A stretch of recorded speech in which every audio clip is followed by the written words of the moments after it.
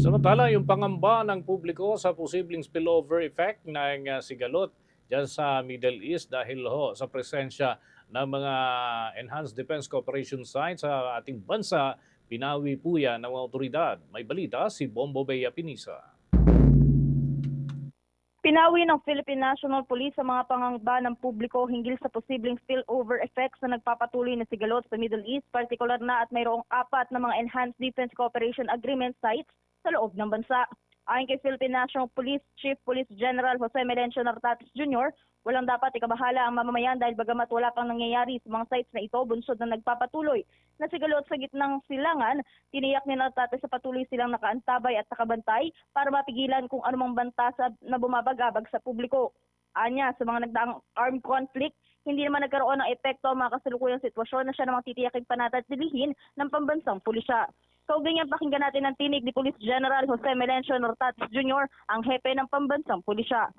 EDCA sites, and these are sites for operations, and this is of course our commitment with our US counterparts for the bilateral training efforts of our forces. At ang tagal na yan na nag-i-exist, and so far as the conflict in the Middle East, and not only in the Middle East, involving our partners here, ay wala pa naman nangyari. And so, wag dapat mabahala ang ating mga kababayan para sa mga ganyan na nangyari.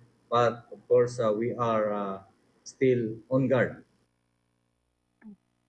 Kasunod nito, bilang bahagi ng kanilang pagiging alerto sa ilalim ng heightened alert status, personal na nagbigay niya ng kanyang direktiba ang hepe ng pambansang pulisya sa mga commanders at personal staffs nito sa ilalim ng kanyang liderato. Ito naman anya ay mayroong suporta mula sa Directorate for Operations at Directorate for Intelligence. Kaugnay niyan, pakinggan natin muli ang tinig ni Police General Jose Melencio Nartates Jr., ang hepe ng pambansang pulisya. Yes, personally, I gave orders to the different commanders, whether my personal staff, my director or the national support units, whether administrative or operational, all units. And this is backed up by directive coming from our DCO, particularly through the Directorate for Intelligence, including the Directorate for Operation.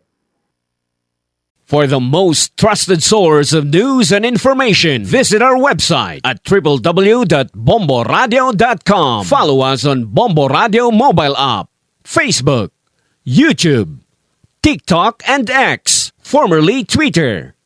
Like, share, and stay connected. Anytime, anywhere.